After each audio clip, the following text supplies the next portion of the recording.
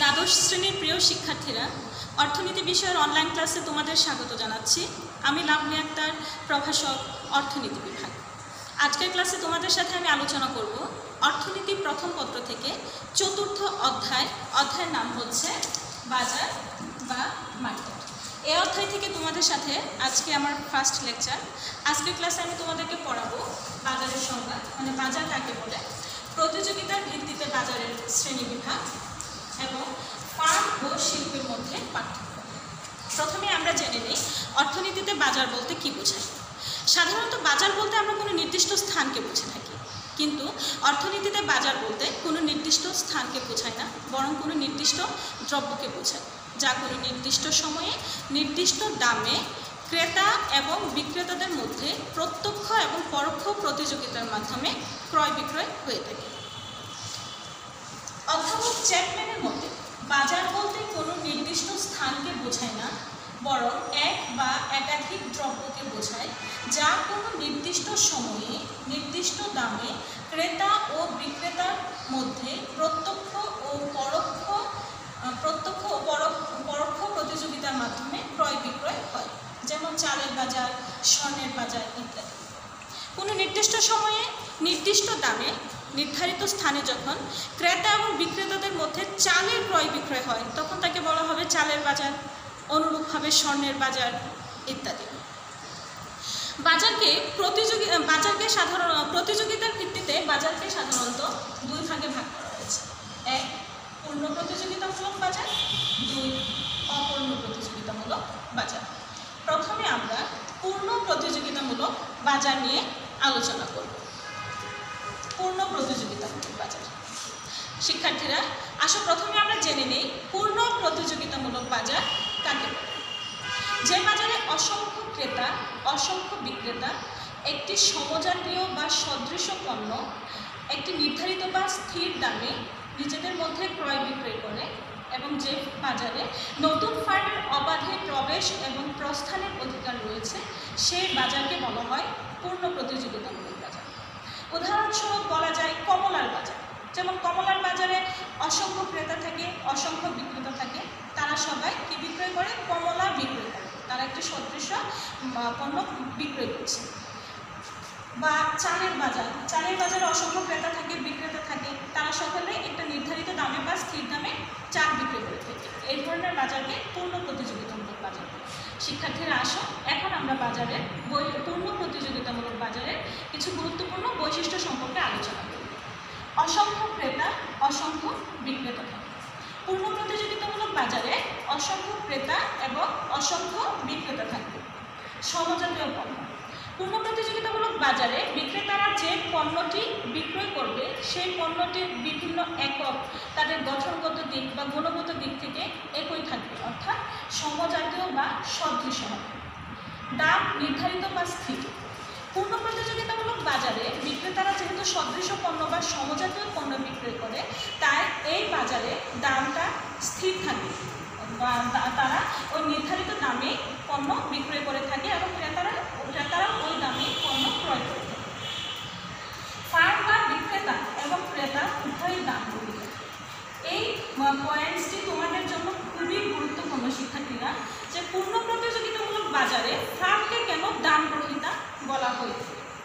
পূর্ণ প্রতিযোগিতামূলক বাজারে যেহেতু অসংখ্য ক্রেতা থাকে, অসংখ্য বিক্রেতা থাকে, এবং তারা সকলে সমজাতীয় পণ্য উৎপাদন করে এবং সমজাতীয় পণ্য উৎপাদন এবং বিক্রয় করে বিক্রেতারা, এবং ক্রেতারা ওই সমজাতীয় পণ্য ক্রয় করে থাকে, তাই কোনো বিক্রেতা এককভাবে বাজারের মোট যোগানের খুব সামান্য অংশ নিয়ন্ত্রণ করে।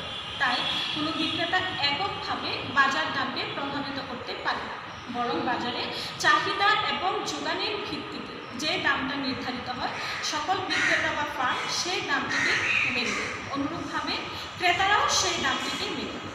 বাজারে যদি নতুন কোনো ফার্ম প্রবেশ করে, তাহলে ওই নতুন ফার্ম বাজারের চাহিদা এবং যোগানের ভিত্তিতে যে দামটা নির্ধারিত হয়, সেই দামটাই মেনে নেয়।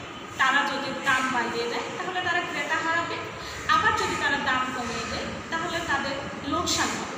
তাই পূর্ণ প্রতিযোগিতামূলক বাজারে ফার্ম বা বিক্রেতা এবং ক্রেতা উভয়ই দাম গ্রহীতা বা উভয়কে প্রাইস টেকার বলা হয়। নতুন ফার্মের প্রবেশ এবং প্রস্থান। পূর্ণ প্রতিযোগিতামূলক বাজারে নতুন ফার্ম যে কোনো সময় প্রবেশ করতে পারে এবং ইচ্ছা করলে তারা প্রস্থান করতে পারে। ক্রেতা ও বিক্রেতার আচরণ যুক্তিসঙ্গত।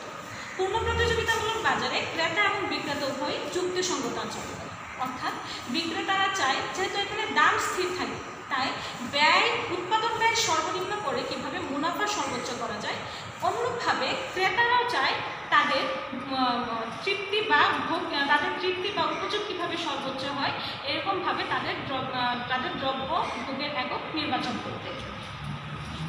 পি প্রাইস বা পি দাম সমান AR এভারেজ রেভিনিউ সমান মার্জিনাল রেভিনিউ MR। পূর্ণ প্রতিযোগিতামূলক বাজারে যেহেতু দামটা স্থির থাকে অর্থাৎ প্রাইস স্থির থাকে তাই এই বাজারে গড় আয় এভারেজ রেভিনিউ এবং প্রান্তিক আয় মার্জিনাল রেভিনিউ একই হয় এবং গড় আয় এবং প্রান্তিক আয় তারা একই রেখায় অবস্থান করে এবং রেখাটি ভূমি অক্ষের সমান্তরাল হয়। দেখো ভূমি অক্ষে যদি উৎপাদন, লম্ব অক্ষে আয় ব্যয় এবং সি আমরা নির্দেশ করেছি, দাম ও পিতে স্থির, যার ফলে পি সমান AR সমান MR হয়েছে এবং রেখাটি ভূমি অক্ষের সমান্তরাল হয়েছে। এবার আমরা প্রতিযোগিতার ভিত্তিতে বাজারের শ্রেণী বিভাগ দেখব। অপূর্ণ প্রতিযোগিতার ভিত্তিতে বাজারের শ্রেণী বিভাগ দেখব। পূর্ণ প্রতিযোগিতামূলক বাজারের বিপরীত অবস্থা হলো অপূর্ণ প্রতিযোগিতা। পূর্ণ প্রতিযোগিতামূলক বাজারে যে বৈশিষ্ট্যগুলো আছে তার যে কোনোটির যদি ব্যাঘাত ঘটে তখন ওই বাজারকে বলা হয় অপূর্ণ প্রতিযোগিতামূলক বাজার। অপূর্ণ প্রতিযোগিতামূলক বাজারে সাধারণত বিক্রেতার সংখ্যাকে গুরুত্ব সহকারে দেখা হয়। অপূর্ণ প্রতিযোগিতামূলক বাজারকে আবার কয়েক শ্রেণীতে ভাগ করা হয়েছে। একচেটিয়া বাজার, একচেটিয়া প্রতিযোগিতামূলক বাজার, অলিগোপলি বাজার, দুয়েরপলি বাজার, মনশ্রেণী বাজার, দুয়েরশ্রেণী বাজার এবং দ্বিপাক্ষিক একচেটিয়া বাজার। প্রথমে আমরা আলোচনা করি একচেটিয়া বাজার বা মনোপলি মার্কেট সম্পর্কে। একচেটিয়া বাজারে ইংরেজি প্রতিশব্দ হচ্ছে মনোপলি মার্কেট। মনো শব্দের অর্থ হচ্ছে এক আর পলি শব্দের অর্থ হচ্ছে বিক্রেতা। শিক্ষার্থীরা, যে বাজারে একজন মাত্র বিক্রেতা বা উৎপাদনকারী প্রতিষ্ঠান কোনো দ্রব্যের সম্পূর্ণ যোগান নিয়ন্ত্রণ করে এবং সেই উৎপাদিত দ্রব্যটির কোনো নিকট পরিবর্তক দ্রব্য বা বিকল্প দ্রব্য বাজারে না থাকে তখন সেই বাজারকে বলে একচেটিয়া বাজার। একচেটিয়া বাজারে ক্রেতার সংখ্যা থাকবে অসংখ্য। চলো শিক্ষার্থীরা, আমরা এখন একচেটিয়া বাজারের কিছু গুরুত্বপূর্ণ বৈশিষ্ট্য সম্পর্কে আলোচনা করি। একচেটিয়া বাজারে বিক্রেতা থাকবে একজন, ক্রেতা থাকবে অসংখ্য। এই বাজারে যে দ্রব্যটি উৎপাদন করা হবে সেই দ্রব্যটির কোনো নিকট পরিবর্তক দ্রব্য বা বিকল্প দ্রব্য বাজারে থাকবে না। অর্থাৎ একচেটিয়া কারবারি যে দ্রব্যটি বা একচেটিয়া প্রতিষ্ঠান যে দ্রব্যটি উৎপাদন করবে সেই দ্রব্যটির পরিবর্তে অন্য কোনো দ্রব্য ব্যবহার করা যাবে না। উদাহরণস্বরূপ আমরা বাংলাদেশের বিদ্যুৎ শিল্পের কথা বলতে পারি। এই শিল্পের একমাত্র মালিক এবং উৎপাদনকারী হচ্ছে রাষ্ট্র বা সরকার এবং দেশের সকল ভোক্তারা হচ্ছে ক্রেতা। তাহলে এখানে বিক্রেতা হচ্ছে একজন অর্থাৎ সরকার বা রাষ্ট্র, আর সাধারণ জনগণ হচ্ছে ক্রেতা। অসংখ্য ক্রেতা বিদ্যমান এবং এই বিদ্যুতের বা পরিবর্তে আমরা অন্য কোনো বিকল্প দ্রব্য ব্যবহার করতে পারি না বা তার কোনো পরিবর্তক দ্রব্য নেই। তাহলে বিদ্যুতের শিল্পটিকে আমরা বলতে পারি বা বাজারকে বলতে পারি একচেটিয়া বাজার। ফার্ম দাম সৃষ্টিকারী, খুবই গুরুত্বপূর্ণ পয়েন্টস তোমাদের জন্য যে একচেটিয়া বাজারে ফার্মকে কেন দাম সৃষ্টিকারী বলা হয়ে থাকে। একচেটিয়া বাজারে একজন মাত্র বিক্রেতা বা উৎপাদনকারী থাকে, সেই দ্রব্যটির সম্পূর্ণ যোগান নিয়ন্ত্রণ করে থাকে এবং তার উৎপাদিত দ্রব্যটির কোনো নিকট পরিবর্তক দ্রব্য বা বিকল্প দ্রব্য যেহেতু বাজারে থাকে না, তাই ফার্ম ইচ্ছামতো পণ্যের দাম বাড়াতে পারে বা কমাতে পারে। এজন্য একচেটিয়া বাজারে ফার্মকে দাম সৃষ্টিকারী বলা হয়ে থাকে। একচেটিয়া বাজারে ফার্ম ও শিল্প অভিন্ন। একচেটিয়া বাজারে ফার্ম ও শিল্প অভিন্ন হয়ে থাকে, অর্থাৎ ফার্মকে শিল্প বলা হয়ে থাকে। কেন? যেহেতু এই বাজারে বিক্রেতা বা উৎপাদনকারী প্রতিষ্ঠান থাকে একজন এবং সে একা একটি ফার্মের মালিক, তাই একচেটিয়া বাজারে কোনো আলাদা করে শিল্প থাকে না। একচেটিয়া বাজারে ফার্মই হচ্ছে শিল্প, অর্থাৎ একচেটিয়া বাজারে ফার্ম এবং শিল্প অভিন্ন। নতুন ফার্মের প্রবেশ ও প্রস্থানের বাধা। একচেটিয়া বাজারে নতুন কোনো ফার্ম প্রবেশ করতে পারে না এবং যে বাজারে একচেটিয়া কারবারি সে তার ফার্ম থেকে প্রস্থান করতে পারে না। বিজ্ঞাপন ব্যয় নেই। একচেটিয়া বাজারে যেহেতু একজন মাত্র বিক্রেতা বা উৎপাদনকারী প্রতিষ্ঠান থাকে এবং তার উৎপাদিত দ্রব্যটির কোনো নিকট পরিবর্তক দ্রব্য বাজারে থাকে না, তাই বিজ্ঞাপনের কোনো প্রয়োজন পড়ে না একচেটিয়া বাজারে। তাই একচেটিয়া কারবারি কোনো বিজ্ঞাপন দেয় না।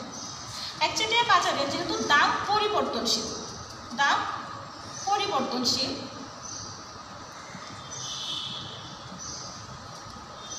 তাই এই বাজারে গড়াই রেখা এভারেজ রেভিনিউ এবং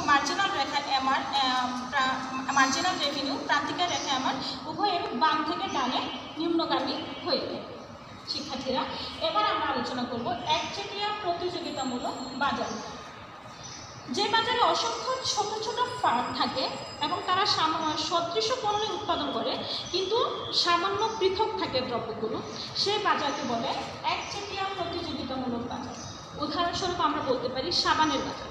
বাজারে কিন্তু অসংখ্য ফার্ম আছে বা উৎপাদনকারী প্রতিষ্ঠান আছে, সবাই সাবান তৈরি করছে, যেমন কেয়া সাবান, লাক্স সাবান, অ্যারোমেটিক সাবান, সবাই কিন্তু সাবানই তৈরি করছে আলাদা আলাদাভাবে।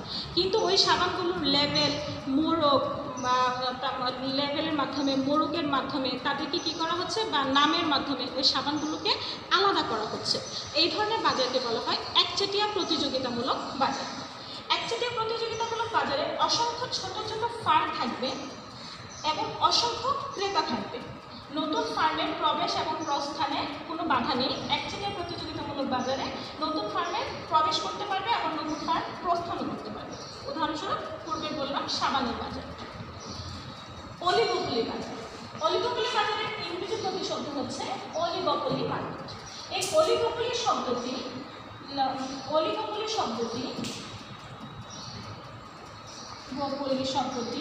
গ্রিক শব্দ